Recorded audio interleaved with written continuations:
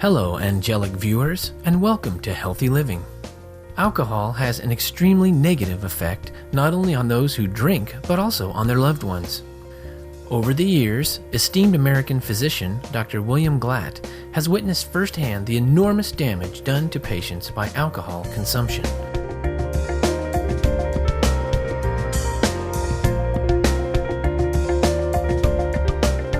I'm Dr. William Glatt. I practice internal medicine and addiction medicine at my office in South San Francisco, California. I am also the medical director of an alcohol and drug treatment program at Mills Peninsula Hospital in Burlingame. I've been doing that for 28 years.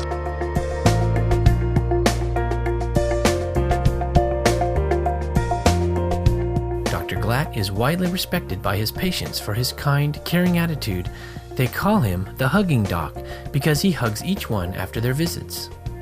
He has written and lectured on the healing power of love and hugging and the immune system. One of the Supreme Master television reporters recently spoke with Dr. Glatt about the physical and psychological impact of drinking, and he provided his expert perspective on the issue.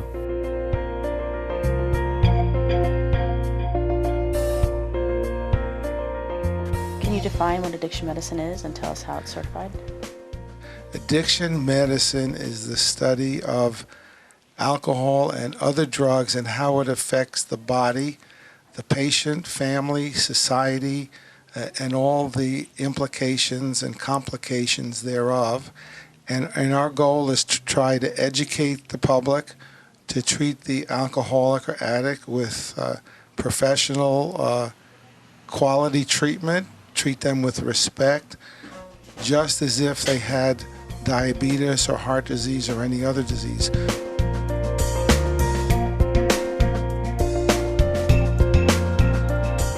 A recent study in Scotland found that participants who drank the most alcohol spent 58% more time in the hospital than those who avoided drinking.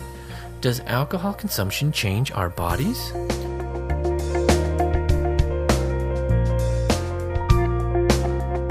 Alcohol affects every part of the body. You can start with the simplest thing on the skin, these big red bumpy noses, which is called a rhinophyma, dilated veins and arteries on the face, all the way to all the internal organs. It can affect the heart, the liver, the kidneys. Almost every single organ system in the body is affected by alcohol. And how does it affect your heart? Probably the most common heart condition is what's called alcoholic cardiomyopathy. Alcohol causes the heart muscle to gradually weaken. We've seen it over the years more in beer drinkers than anything else. They used to call it beer drinker's heart. What about cancers? And we have these small little white cells called lymphocytes. They're cleaning up the mess that is being made every day. When you get major stresses to the immune system, or you're under chronic stress or depressed, and most alcoholics have issues in those areas, you have a faulty or malfunctioning immune system, and that's what leads to cancers. Many alcoholics also smoke or use chewing tobacco, snuff. And so you add someone with a faulty immune system and add an outside agent that is irritating to a specific area of their body, and they're much more prone to getting cancers. So then can you speak to us of brain damage? Most of the brain damage, I believe, comes from trauma. People getting drunk, falling down, hitting their head, cracking their skulls, drunk driving accidents. So a lot of it is what I call not direct effect of the alcohol, but indirect. But alcohol can also cause damage to the brain. We call it a wet brain. What that means is that there's so much damage over the years from the continuous drinking that they almost appear like Alzheimer's. I've had several patients over the years that we were convinced had Alzheimer's. Basically, it was wet brain. We didn't know at the time. They got put in a nursing home because they totally couldn't take care of themselves. And a year later, they came out of the nursing home because they had no access to alcohol, and the brain healed. What about fetal alcohol syndrome?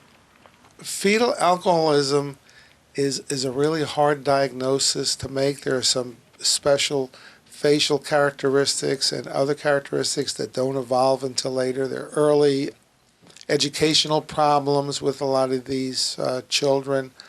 But alcoholic women, more and more are getting educated about fetal alcohol syndrome, particularly by their obstetricians. And I see many patients over the years that through sheer willpower, they find out they're pregnant and they stop drinking.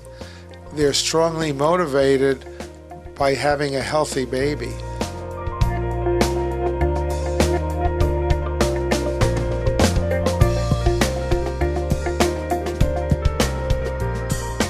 Although alcohol consumption results in a variety of physical and psychological afflictions, research indicates that recovery from most of these diseases is possible if one stops drinking.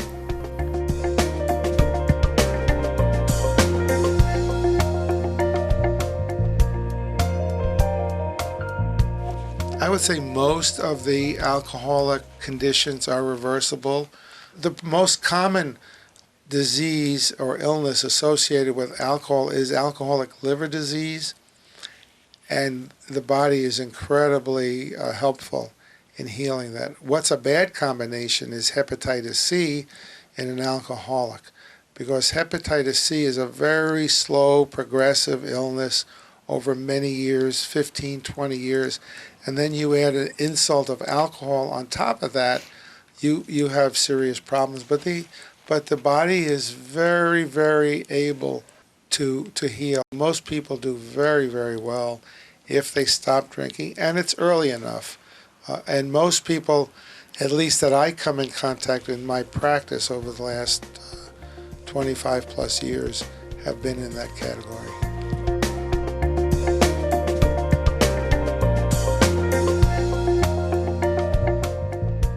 When we return, Dr. Glatt will further discuss the deleterious effects of alcohol and provide some practical suggestions on abstinence. Please stay tuned to Supreme Master Television.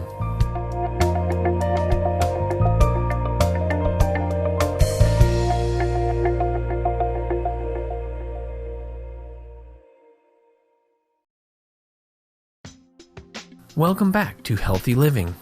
Today's program focuses on alcohol addiction.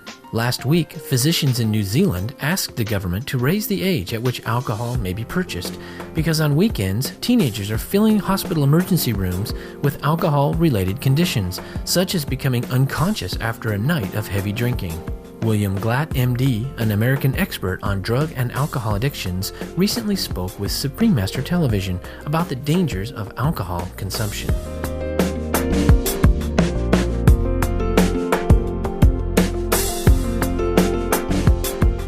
Define alcoholism? But it's a progressive disease associated with tolerance, which means people need increasing amounts, and there's continued use despite adverse consequences. I think that's the most important thing, is that there's adverse consequences. That could be health issues that we talked about already. It could be family issues, work issues, legal issues, drunk driving, things like that.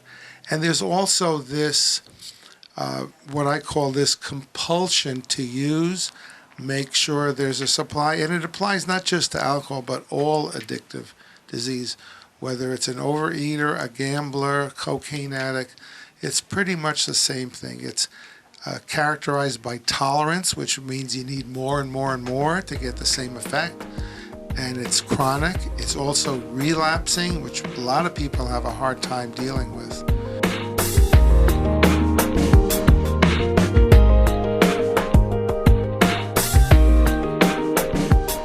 Many of those who become dependent on alcohol lose their perspective and rational judgment, a phenomenon doctors call denial.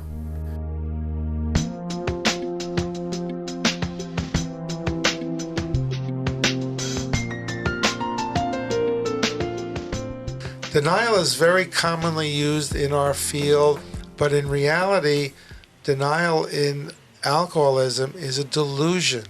The delusion is that the alcoholic thinks they're doing much better. They have slurred speech. They're incoordinated to some extent. They have terrible chaos in their life, and they always think it's the other people. And very often the family buys into it. And the family has denial too. If the children didn't yell as much or argue as much with each other and did their homework, then daddy wouldn't drink. That's so common. That's what we call denial. Can you tell us about the family, how alcohol affects family? I think probably more than anything else, more than the physical aspects, are the deleterious effects on the family. So one of the things in the family that they need to do to get their loved ones into treatment is to let the adverse consequences occur. If you have a teenager that's arrested for drunk driving, the first thing the parents want to do is go down and bail them out. And in reality, they need to have an awakening. And if the spouse comes home and falls down drunk and throws up, everyone is cleaning up and putting them in bed and putting them in clean pajamas. Those are all enabling behaviors. So one of our jobs is mostly to educate the family to what they're doing is deleterious to getting the alcoholic to want to quit. Many times we get people who come into our program who are here because of their spouse, their children, their work. So they're in only to handle those consequences. And in the long run, that doesn't work. Can you share your holistic philosophy of treatment with us?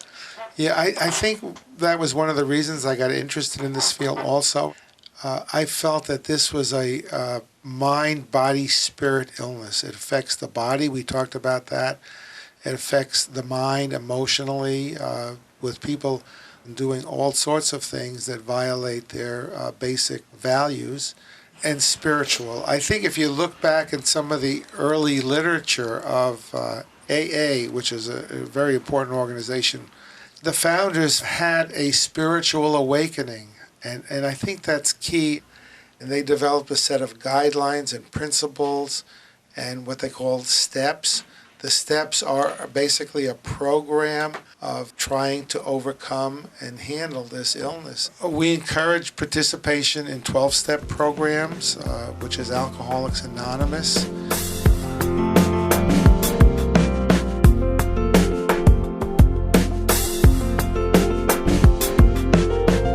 Seeking assistance to overcome alcoholism is critical, and getting help sooner rather than later improves one's chances of realizing this goal.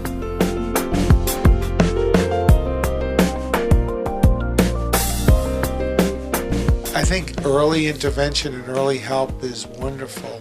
I just admitted someone today who was drinking intermittently, 1 or 2 times a week, having a few glasses of wine.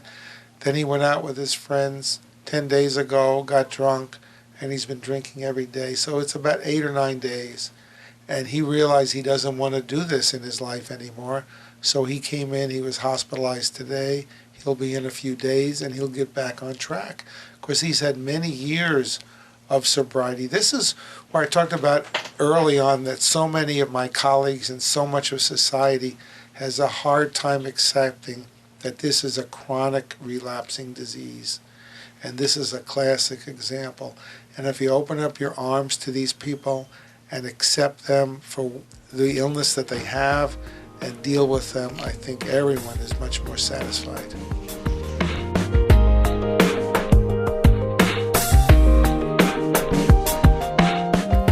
Many thanks to Dr. William Glatt for explaining the numerous injurious effects of alcohol consumption and for assisting many people in ending their addiction so that they may once again lead happy, healthy lives. Kind viewers, thank you for your company on today's episode of Healthy Living. Next up is Science and Spirituality, following noteworthy news. May you have a blessed day immersed in peace and love from heaven.